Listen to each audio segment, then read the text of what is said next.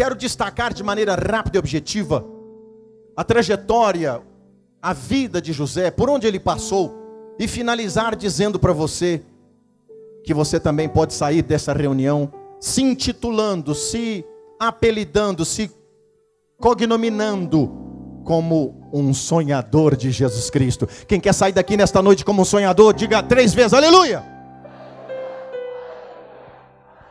Caminhos pelos quais José passou para realizar o seu sonho. Primeiro, da casa do seu pai, ele foi lançado numa cisterna, numa cova pelos seus irmãos.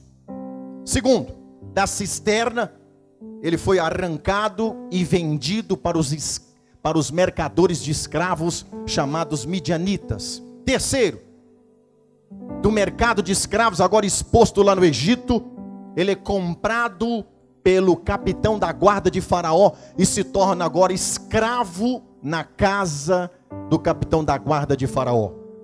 Quarto caminho, de escravo livre, porque ele era um escravo do capitão. Ele passa por uma calúnia e de escravo livre, ele agora se torna um escravo preso, detido. Ele vai para o cárcere, para a prisão. E finalmente, diga comigo por favor, de prisioneiro, se tornou governador. Acima dele, no mundo da sua época, somente Faraó. Mas Faraó concedeu a ele toda a autoridade para ele governar o Egito e exercer influência direta sobre o mundo. Muito lindo. Mas eu quero agora destacar algumas lições que aprendemos com esse jovem José, que foi vendido aos 17 anos de idade pelos seus irmãos, tornando-se escravo, mas recebe a delegação de autoridade de Faraó e aos 30 anos, 13 anos depois de vendido, ele se torna o grande governador do Egito, debaixo da autoridade de Faraó. Algumas lições, diga para quem está do seu lado, aperte os cintos, fica atento, não se perca. Primeira lição, não existe terreno estéril quando é Deus quem planta alguém. Diga para quem está ao teu lado, por favor, não existe terreno estéril quando Deus é quem planta. Deus pode plantar uma semente aqui, ó. Isso aqui é cimento puro, é concreto. Vai vingar e vai frutificar, porque onde Deus planta, floresce. Diga amém. Veja bem, José foi plantado por Deus na casa de Potifar, o capitão da guarda de Faraó, e lá ele frutificou tanto que o seu patrão viajava e deixava toda a autoridade da casa do lar e toda a sua administração sob o governo, sob a égide, sob a autoridade de José. Diga amém. José foi plantado no cárcere porque a mulher de Potifar caluniou José, dizendo que José tinha se insinuado e tentado estuprá-la, violentá-la, possuí-la. Agora Deus o planta no cárcere, e no cárcere também ele frutifica de tal forma que o carcereiro, o homem que tomava conta das celas, arrancou a chave e disse para ele: a partir de agora você é o carcereiro, você que manda aqui. Frutificou. José também frutificou no palácio. Quando Faraó o convida para ser o seu primeiro-ministro, ele exerce um governo sobre o Egito que teve influência sobre todo mundo da época. Diga para quem está ao teu lado, não existe terreno estéril quando Deus é quem planta. Agora olhe para mim, por favor. Você foi plantado pelo Espírito Santo no reino de Deus. Por esta razão, você tem que frutificar. Frutificar espiritualmente, emocionalmente, familiarmente, ministerialmente, financeiramente, profissionalmente, em todas as áreas. Você é frutífero, você é frutífero, você é frutífero. Porque Deus te arrancou das trevas, do pecado e do mundo e te plantou na rocha que é Jesus Cristo. Levante as mãos e diga: eu sou frutífero. Segunda lição que aprendemos com José: não é o ambiente que faz a pessoa, mas a pessoa cheia do Espírito Santo que faz o ambiente. Diga para quem está ao teu lado, não é o ambiente que faz a pessoa, mas é a pessoa cheia do Espírito Santo que faz o ambiente. Agora me devolva a sua atenção. Gênesis 39, verso 3 diz assim: Potifar era o capitão da guarda de Faraó, que comprou José, que estava exposto no mercado de escravos do Egito, levado pelos midianitas, pois os midianitas, mercadores de escravos, compraram José dos seus irmãos. Olha só, Gênesis 39, verso 3 diz: vendo Potifar que o Senhor era com José, dentro da sua casa, o capitão viu que Deus, o capitão ímpio, viu que Deus era com José. Diga uau. Ei, eu declaro em nome do Senhor Jesus que as pessoas verão no seu trabalho, na sua escola, na sua faculdade, na sua vizinhança, por onde você passar, que o Senhor é contigo e você vai frutificar, vai manifestar a glória dele. O nome do Senhor será glorificado através de você. Sinais e maravilhas vão acontecer por onde você passar. Diga amém. Segunda lição, defendendo o conceito de que não é o ambiente que faz a pessoa, mas é a pessoa cheia de Deus que faz o ambiente. Gênesis 39, 7 e 8. Disse a mulher de Potifar para José: deita-te comigo. Ela deu uma cantada nele, mas ele não se deixou influenciar. Devia ser uma mulher linda e maravilhosa, esposa do capitão, um homem da extrema confiança de Faraó, mas ele não se dobrou diante da sedução, das lisonjas, das astúcias, sagacidades, sutilezas, artimanhas satânicas daquela mulher, possuída pelo espírito maligno. Terceira lição, não é o ambiente que faz a pessoa, mas é a pessoa cheia do Espírito Santo que faz o ambiente. Terceira lição, diga terceira.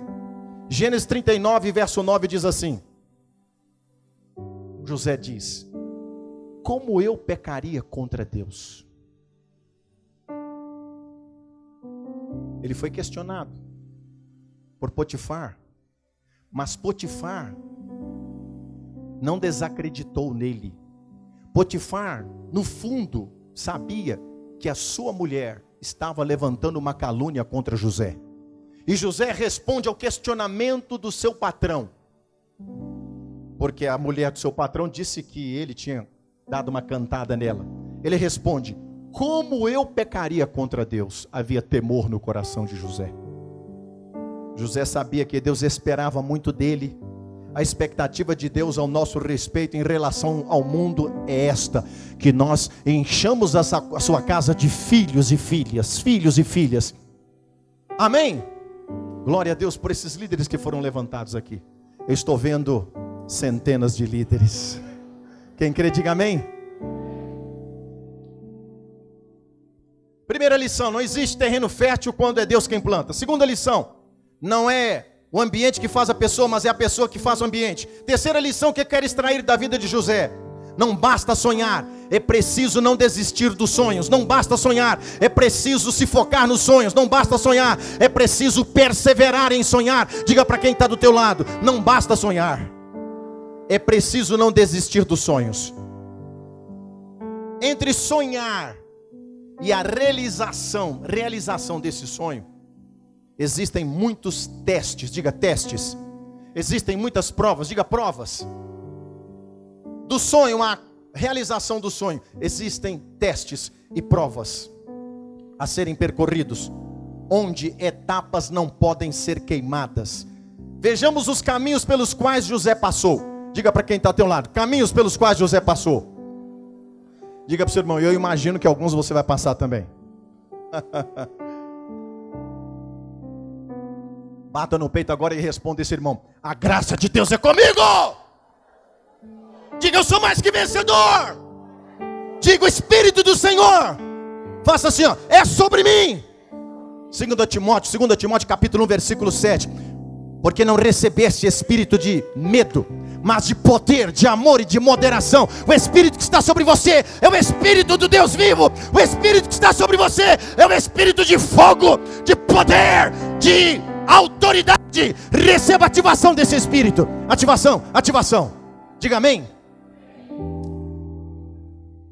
Terceira lição, não basta sonhar, é preciso não desistir dos sonhos.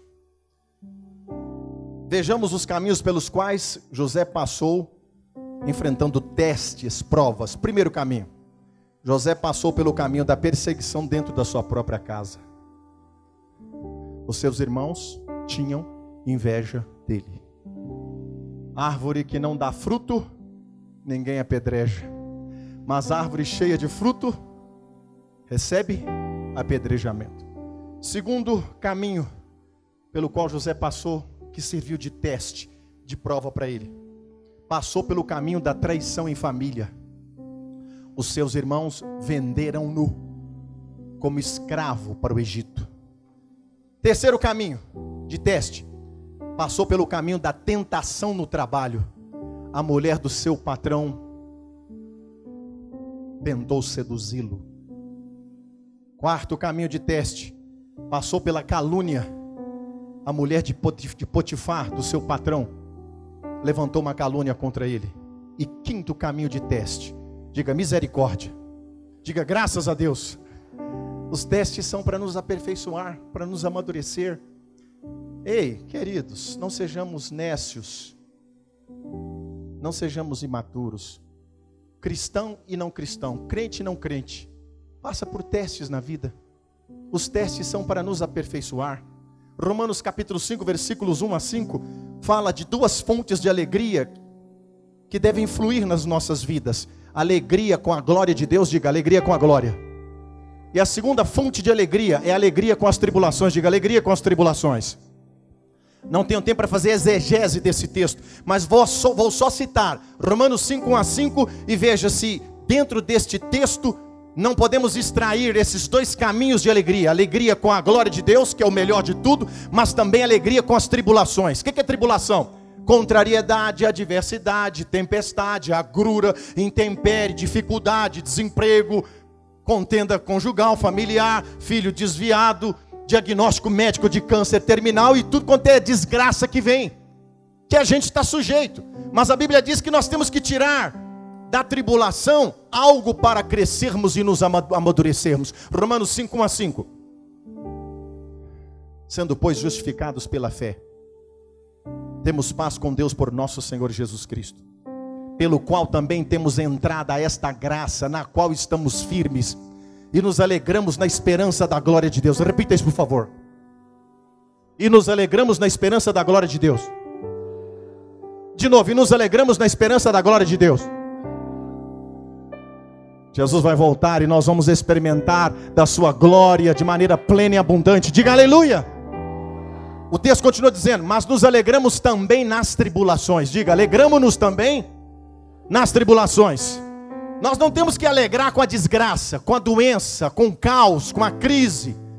Nós temos que nos alegrar com aquilo que o caos, a desgraça, a crise, a doença, o desemprego vai nos proporcionar. Sabe o que a tribulação proporciona ao cristão? Diga, crescimento, intimidade com Deus, maturidade cristã. Amém? E nos alegramos também nas tribulações, sabendo que a tribulação produz paciência. Tenha, porém, a paciência. A paciência produz experiência, a experiência, esperança. E aí o verso 5 de Romanos 5 diz: e a esperança não traz confusão, porquanto o amor de Deus está derramado em nosso coração pelo Espírito Santo que nos foi dado. Diga para o seu vizinho, alegre-se com a glória de Deus e alegre-se também com as tribulações. Diga para o seu irmão, tribulação produz em você paciência ou perseverança, que te leva a ter experiências com Cristo e te faz crescer em esperança. Diga para o seu irmão, quanto mais esperança no seu coração, mais ele está fértil para receber o derramamento do amor de Deus. Agora seja profeta na vida do seu irmão, diga para ele, receba fé, receba a ativação da fé, para se alegrar com a glória de Deus e também nas tribulações. Amém? José passou pelo caminho da ingratidão também. Quinto teste, o seu patrão fingiu, diga fingiu acreditar na calúnia da sua esposa, pois ele bem sabia que José era inocente. Por que ele teve que fingir que acreditava na sua esposa? Porque pegaria muito mal para ele, com a patente que ele tinha, a autoridade que ele tinha, dizer para Faraó, realmente minha mulher me traiu com o meu escravo. Diga, uau. Diga para o seu vizinho, as calúnias que porventura você venha sofrer, servirão para sua honra e glória em Cristo Jesus. Glória aqui, alegria. Quero encerrar. Encerrar mesmo, porque tem hora. Quero encerrar. Veja que eu estou sendo bem didático, mas daqui a pouco o pau vai quebrar. Nem vou perguntar se você crê, porque sua resposta foi tão positiva. Sabe por que eu creio que o pau vai quebrar, a boca vai rachar? E o fogo de Deus vai te pegar, e você será golpeado com golpes de amor paternal nas suas entranhas. Sabe por quê? Não tem nada a ver comigo, é apesar de mim. Não tem nada a ver comigo, é semigo. É porque não tem nada a ver comigo que eu vou dizer. Aliás, nada tem a ver comigo, tudo tem a ver com Cristo. É porque eu fui tomado por esse culto em alguns momentos deste dia, em gemidos e lágrimas e dores de parto. E o Senhor me disse: diga para cada irmão querido que vai estar nesse culto, não desista dos seus sonhos, Jesus Cristo ama você. Não desista dos seus sonhos, Jesus Cristo ama você.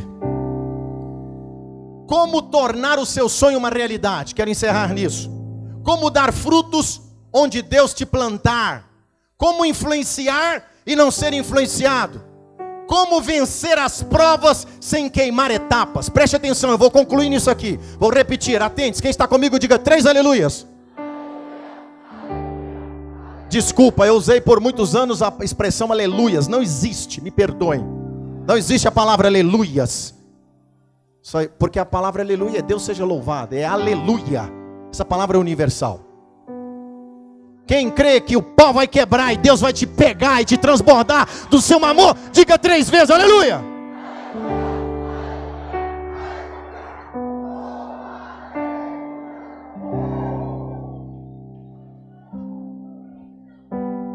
Me devolve a sua atenção, por favor.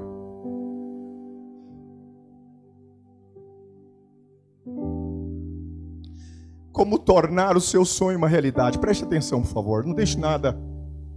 Eu quero ser objetivo, rápido, mas também quero ser ensinador.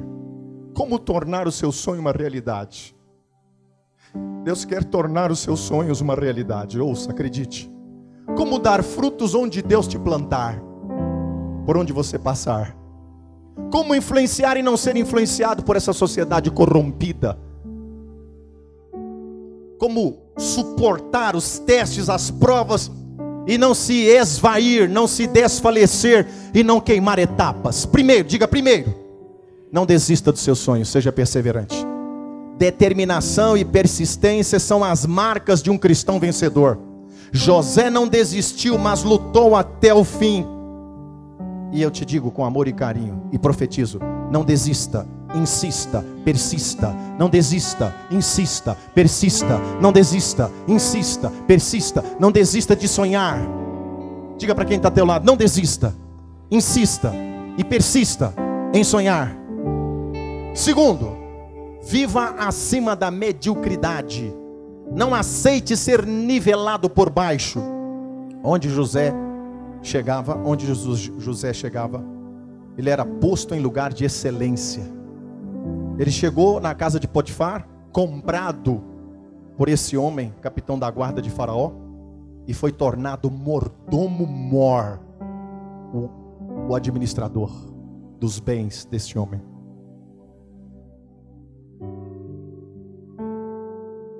Ele se tornou então chefe de escravos na casa de Potifar, em meio a muitos escravos.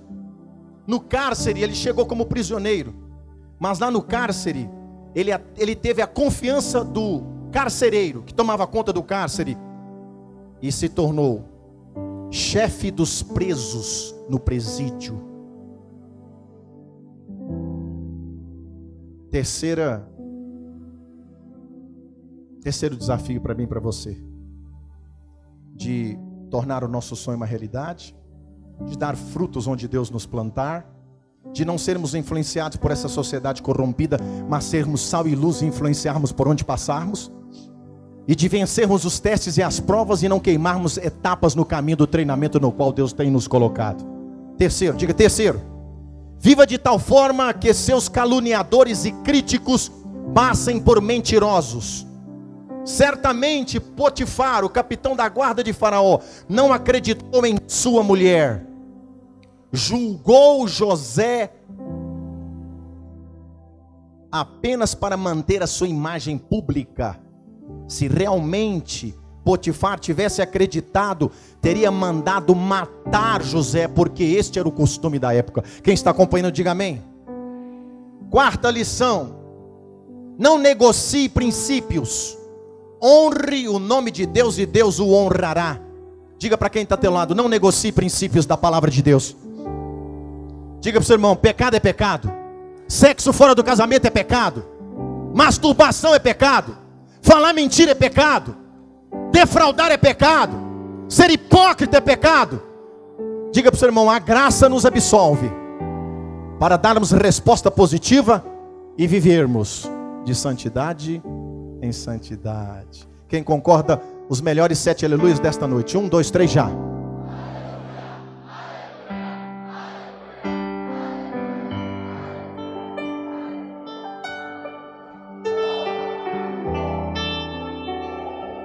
José estava numa excelente posição na casa de Potifar. Era administrador de tudo que ele possuía e ainda podia ter a chave de tudo em suas mãos e consequentemente desfrutar carnalmente de se deitar com a própria mulher do seu patrão. Deveria ser linda, como já disse. Porém, José não negociou os princípios de Deus. Andou no temor, honrou ao Senhor, porque tinha um coração totalmente inclinado ao coração de Deus. Quinta lição que aprendemos com José, para que os nossos sonhos se tornem uma realidade, para que não queimemos etapas no percurso, na trajetória como campeões e vencedores, para que suportemos todos os testes sem nos esvairmos e nos desfalecermos e entregarmos a nossa vitória para o diabo. Diga: quinto, não aceite o ódio definitivo e fatal. José poderia ter se vingado dos seus irmãos, porque os anos se passaram e os seus irmãos foram parar lá no Egito, em busca de comprar comida. José foi odiado pelos seus próprios irmãos, mas Deus mudou a sua história, e aqueles que o odiaram, Ele perdoou, e isso transformou as suas vidas. Deus tem poder de transformar vidas, mas para que Deus transforme vidas, Ele espera que o nosso coração seja como o dele, um coração resignado, um coração despojado, um coração esvaziado da mágoa, da ira, do ódio, do rancor, do ressentimento, da vingança. Sejamos perdoadores como José. Sexto, diga sexto. Eu vou só até 8. Não desperdice as oportunidades que Deus lhe dá. Na prisão, José aproveitou a oportunidade da saída do copeiro-mor de Faraó e pediu que ele fizesse menção do seu nome José para Faraó. Quando o Faraó ofereceu um alto cargo de primeiro-ministro a José, ele valorizou essa oportunidade e, confiado em Deus, ele assumiu esse posto, e a sua fama está escrita na Bíblia. Diga para quem está ao teu lado: não desperdice as oportunidades. Sétimo e penúltimo, nunca se esqueça, Deus está no controle de tudo. Nunca se esqueça, Deus está no controle da sua vida. Nunca se esqueça, Deus está no controle da sua família, da sua casa, da sua empresa. Deus está no controle de tudo que diz respeito a você e esta vida num todo.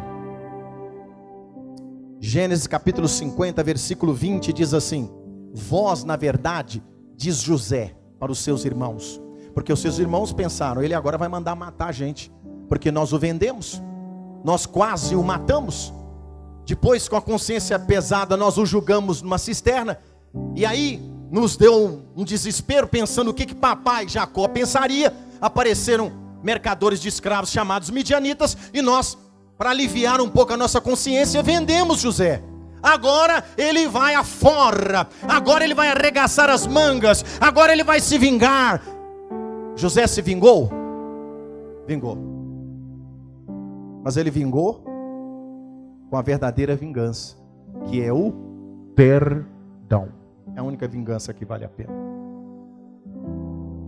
José entendeu que toda a sua trajetória de vida estava Deus no controle de todas as coisas. Ouça isso, por favor. Romanos 8:28 diz assim: todas as coisas cooperam juntamente para o bem daqueles que amam a Deus, daqueles que são chamados segundo o seu propósito. Diga para quem está ao teu lado: todas as coisas da sua vida estão no controle de Deus. E oitavo e último, mantenha o coração protegido com a graça do perdão. Faz assim, por favor. Posso profetizar? Eu declaro o seu coração protegido com a graça do perdão. Eu declaro o seu coração protegido com a graça do perdão. Eu declaro o seu coração protegido com a graça do perdão. Diga amém. Jesus disse em Mateus capítulo 5, versículos 43 a 48. Ouvistes o que foi dito: amarás o teu próximo, odiarás o teu inimigo. Eu, porém, vos digo: amai os vossos inimigos, bendizei os que vos maldizem, fazei bem aos que vos odeiam, orai pelos que vos maltratam e vos perseguem, para que sejais filhos do vosso Pai Celestial, que eleva o sol para maus e bons, e faz descer chuva para os justos e injustos.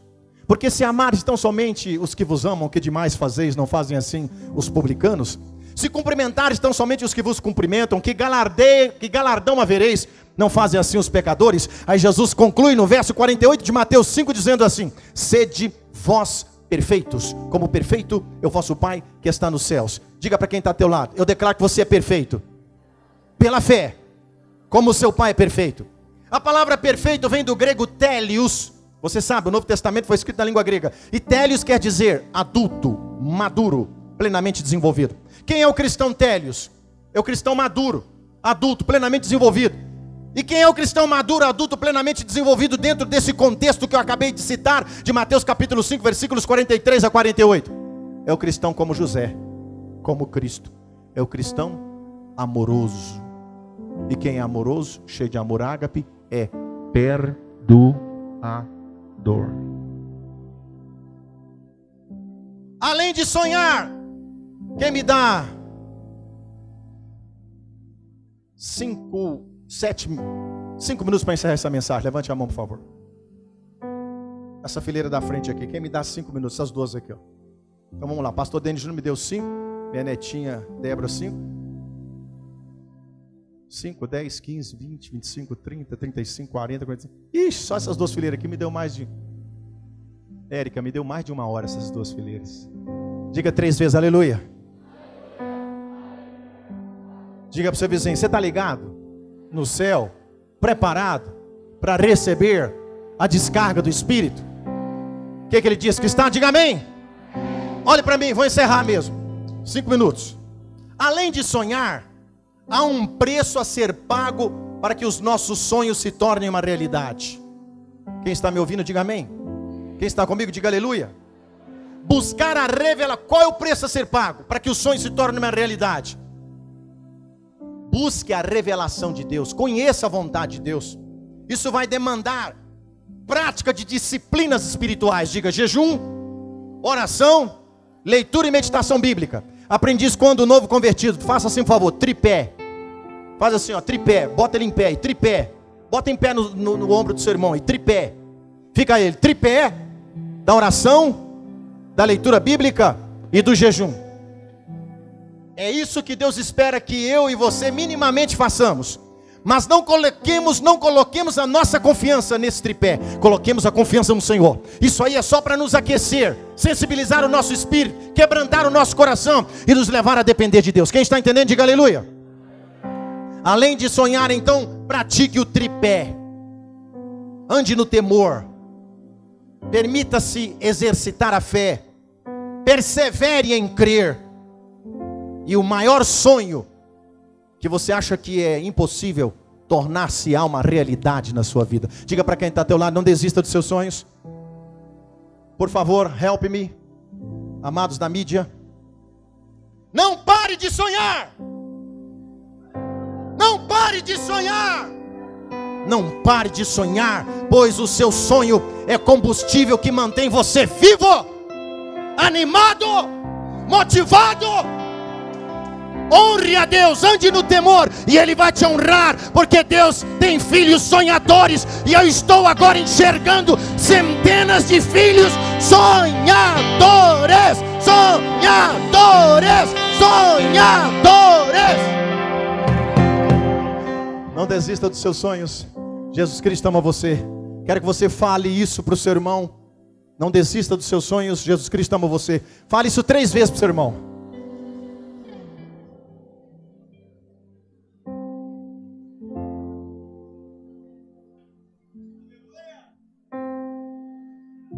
Olhe para a sua retaguarda. Diga para o seu irmão aí de trás 3 vezes. Não desista dos seus sonhos. Jesus Cristo ama você. Neto, não desista dos seus sonhos. Jesus Cristo ama você. Thomas, não desista. Não desista. Samuel. Amém. Agora bata no peito e diga para você 3 vezes: não vou desistir dos meus sonhos. Jesus Cristo me ama. Eu declaro que os princípios que foram ministrados aqui hoje, as lições que tiramos com a vida de José, vão marcar a sua vida, e você vai sair daqui hoje como um sonhador. Se é que já não era, vai se tornar ainda mais. Por favor, projete o altar do sacrifício. Desculpe, o anterior, tabernáculo. Aqui está o tabernáculo que Deus mandou Moisés construir no deserto. Ali naquele fogo está o altar do sacrifício. O altar do sacrifício aponta para a cruz de Cristo. Vejam que tem uma parte do tabernáculo onde está o altar do sacrifício. Altar do sacrifício, pia de bronze. E aqui o tabernáculo, coberto. Onde está o altar do sacrifício tem fogo. Animais eram queimados ali. Aqui tem um sacerdote. Aqui tem um judeu. Jesus é judeu. Ele trouxe o animal. E o judeu punha a mão na cabeça do animal. E o sacerdote orava com ele. Era uma transferência. O pecado do judeu era transferido para o animal. E o animal então era sacrificado e queimado no altar. Depois do altar está lá a pia de bronze. Os sacerdotes queimavam animais ali, sacrifícios a Deus.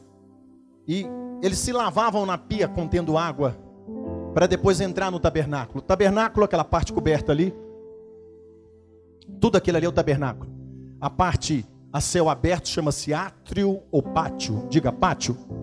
E as 2 outras partes cobertas se chamam lugar santo e santíssimo. Ali está o altar do sacrifício, a pia de bronze no pátio. Entrando no lugar santo, à esquerda havia o candelabro, à direita a mesa dos pães da proposição, e no centro, à frente, ainda no lugar santo, estava o altar do incenso. Do lugar santo para o santíssimo, somente o sumo sacerdote, o maioral, o maior sacerdote, o sumo, o principal da nação que podia entrar. Ele só entrava uma vez ao ano, no chamado dia da expiação ou purificação, para oferecer sacrifício e derramar o sangue de animal na tampa da arca. Todos os 6 utensílios do tabernáculo apontam para Cristo. Rapidamente, o altar do sacrifício aponta para a cruz de Cristo. O altar do sacrifício aponta para a redenção, fomos redimidos. A pia de bronze aponta para a lavagem e purificação, o sacerdote se lavava. O candelabro aponta para a iluminação do Espírito Santo, Jesus é a luz do mundo. A mesa dos pães aponta para Jesus como o pão vivo que desceu do céu. João 6,51 ele disse: eu sou o pão vivo que desceu do céu. Se alguém comer deste pão viverá para sempre. E o pão que eu der é a minha carne que eu dou pela vida do mundo. O altar do incenso aponta para as orações dos santos, dos cristãos que chegam no trono. Aponta para o tocar em Deus. E a arca da aliança, coberta por uma tampa chamada propiciatório, é quando Deus nos toca. Muito bem. Aqui está o altar. Volte, por favor. Animais eram sacrificados e queimados aqui. Na velha aliança, havia necessidade de se sacrificar frequentemente animais a Deus. Por quê? Porque os pecados do povo de Deus eram simplesmente cobertos, não eram apagados, anulados, aniquilados. Por isso, os judeus tinham que estar sempre oferecendo sacrifícios a Deus. Os sacrifícios da velha aliança não eram suficientes para cancelar os pecados. Avance, por favor. Aqui está o propiciatório, que é o único utensílio dos 6 do tabernáculo que ficava dentro do lugar santíssimo, no qual o sumo sacerdote, o maioral da nação, podia entrar apenas uma vez ao ano, no chamado dia da expiação, para derramar sangue sobre a tampa. Veja aqui a seta, propiciatório. A arca, ela tinha 1,10 m de comprimento por 66 centímetros de largura e 66 centímetros de altura. 1,10 m por 66 de largura e 66 de altura. A tampa, portanto, tinha essa dimensão. 1,10 m de comprimento e 66 de largura. Enquanto que a arca era de madeira coberta de ouro, a tampa chamada propiciatório, ela era de ouro maciço. Apenas uma vez ao ano, o sumo sacerdote entrava no lugar santíssimo, e se ele entrasse em pecado, ele morria, e automaticamente Deus iria fulminar, acabar com a nação de Israel. Apenas uma vez ao ano ele entrava no lugar santíssimo, e ele derramava sangue sobre a tampa. Quando ele derramava sangue de animal sobre a tampa, os pecados da nação eram cobertos, não eram eliminados, não eram exterminados, eram simplesmente cobertos. Daí a necessidade de, quem está acompanhando, diga amém. A necessidade de, anualmente, no mesmo dia, chamado dia da expiação, ou da purificação, o sumo sacerdote entrar no lugar santíssimo e derramar sangue sobre a tampa. Veja que essa tampa, ela tinha 2 anjos querubins fundidos nas laterais dela, nas pontas, melhor dizendo. E esses 2 anjos estavam com asas abertas, e as asas deles se encontravam no centro. Era ali no encontro das asas dos 2 anjos querubins, que também eram de ouro, fundidos com a tampa num todo, que Deus manifestava a sua presença. Então somente ali Deus se manifestava. Diga uau. É ali que Deus como que habitava. Deus resolve deixar de habitar em templos feitos por mãos de homens. Envia o seu filho à terra, que escala a cruz do Calvário e espontaneamente se entrega à morte de cruz no lugar da humanidade, para então clamar ao Pai, e o Pai enviar o Espírito Santo Consolador para fazer morada em cada coração que reconhece Jesus Cristo como Senhor e Salvador. Próximo. E eu quero agora encerrar te dizendo o seguinte: no Velho Testamento, eu falei tudo o que falei até agora, mostrei a vida de José para te inspirar, porque de fato a minha pregação é esse minuto ou 2 minutos finais agora. Atente-se. Tudo que eu falei para motivar você a não desistir dos seus sonhos. Não desista dos seus sonhos. Jesus Cristo te ama, é o meu tema. Não desista dos seus sonhos. Jesus Cristo te ama.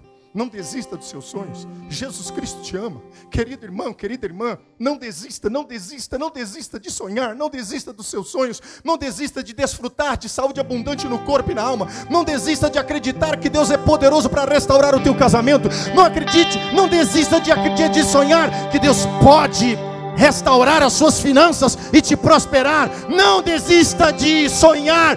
Deus pode resgatar o seu familiar, marido, esposa, filho, seja lá quem for, que está no mundo perdido, no pecado e nas drogas, na prostituição, no adultério. Não desista. de crer. Por quê? Porque Jesus te ama.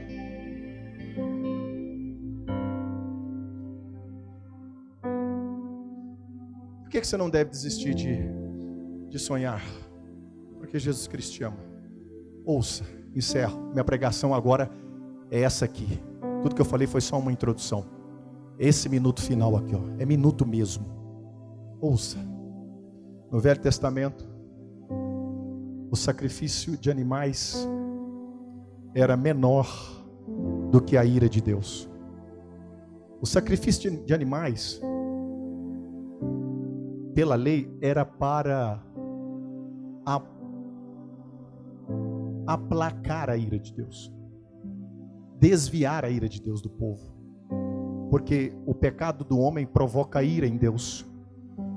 Gênesis 2,17: Adão, dos frutos da árvore de jardim comerás livremente, mas da árvore do conhecimento do bem e do mal dela não comerás, porque no dia em que dela comeres, certamente tu morrerás.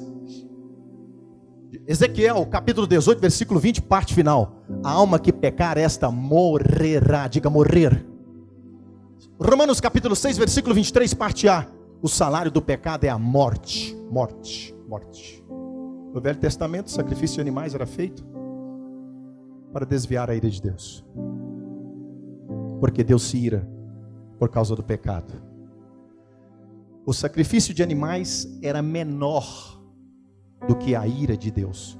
Por isso, anualmente, o sumo sacerdote tinha que entrar no lugar santíssimo e derramar sangue sobre a tampa chamada propiciatório, que aponta para Cristo.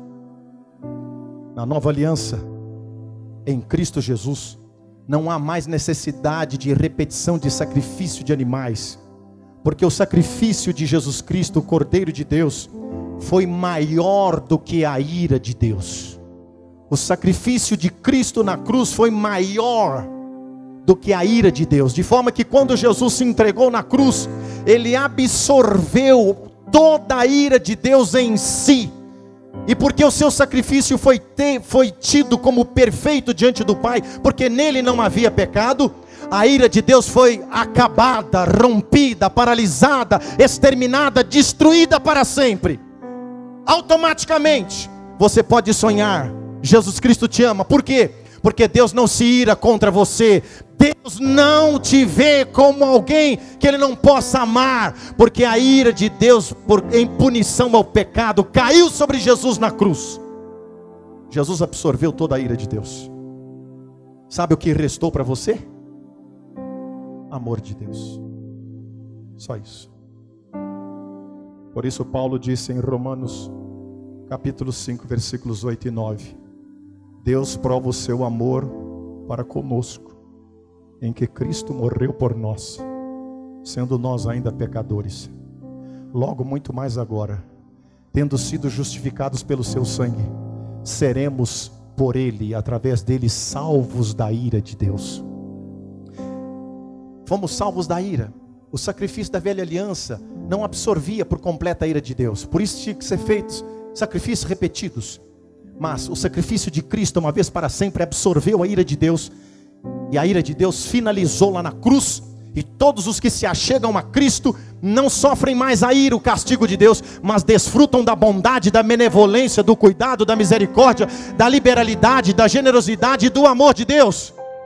O amor de Deus está liberado para você. Você pode e deve sonhar. Seja um filho glutão. Não peça coisas pequenas. Não acredite em coisas pequenas. Não seja medíocre. Sonhe e sonhe grande. Porque a ira de Deus foi desviada, absorvida por Jesus. E só sobrou amor, amor, amor de Deus.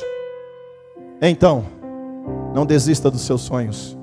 Porque Jesus Cristo absorveu toda a ira do Pai por causa do seu pecado. Só resta para você o amor de Deus. E Paulo, super entendido a esse respeito, ele disse, Efésios 1, versos 3 e 7. Finalizo. Bendito o Deus e Pai de nosso Senhor Jesus Cristo, o qual nos abençoou com toda sorte de bênçãos espirituais nas regiões celestiais, em Cristo Jesus, em quem temos a redenção pelo seu sangue, a remissão das ofensas, segundo as riquezas da sua graça. Só sobrou para você bênçãos. Bendito Deus e Pai, bênçãos, toda sorte de bênçãos. Pastor, o que significa toda sorte de bênçãos? Toda sorte de bênçãos. O que você está precisando? Feche seus olhos.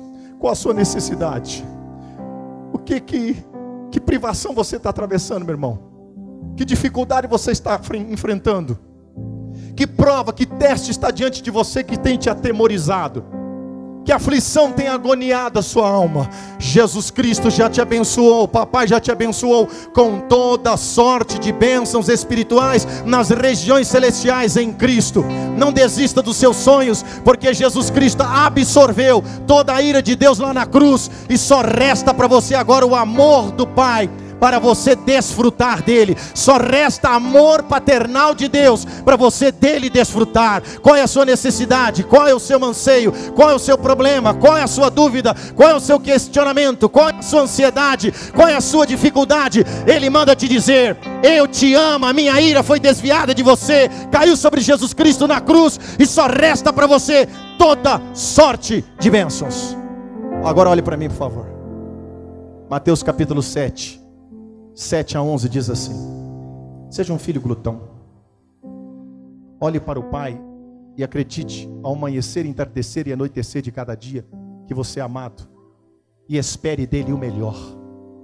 Crie uma grande expectativa de esperar de Deus o melhor, porque o próprio Cristo fala da bondade de Deus lá em Mateus 7 a 11, quando ele diz assim: pedi, dar-se-vos-á. E aí eu encerro: buscar, encontrareis. Batei, abrir-se-vos-á. Porque o que pede recebe, o que busca encontra, ao que bate se abre. Qual dentre vós é o homem que, pedindo-lhe pão, seu filho lhe dará uma pedra? Pedindo-lhe peixe, lhe dará uma serpente? Quem está comigo, diga amém. Sendo vós maus, sabeis dar boas dádivas aos vossos filhos, quanto mais o Pai Celestial dará bens, coisas boas àqueles que lhe pedirem. Eu preciso de mais 5 minutos para entregar a palavra ao pastor Denis Júnior. Quem me dá 5 minutos? Então fique em pé, por favor. Ele me ama. Olha esse texto aqui de Colossenses 3, 1 a 3. Jesus absorveu a ira de Deus e escondeu você. Ele absorveu a ira como um para-raio absorve um raio e acaba com o efeito do raio. Ele absorveu a ira de Deus por causa do pecado da humanidade, e ele trouxe a você no esconderijo dele.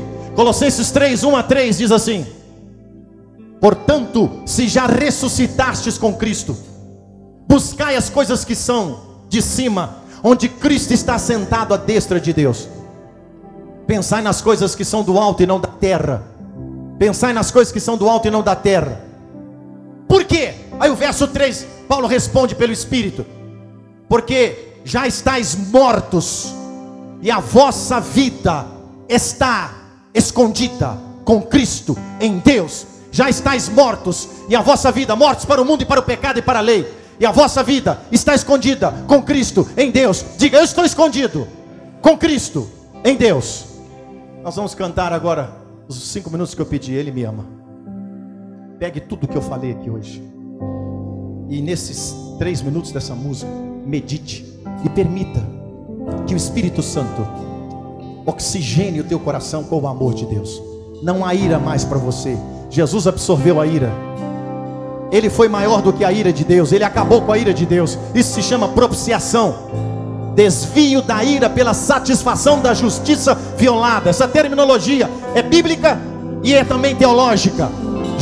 O que é propiciação? Desvio da ira pela satisfação da justiça violada. O homem violou, transgrediu a lei de Deus, mas Cristo cumpriu a justiça de Deus, e ele como sacrifício perfeito absorveu 100% da ira de Deus, e ele ressuscitou. E quando você se converteu, você morreu à morte de Cristo e ressuscitou com ele, e ele te escondeu da ira de Deus.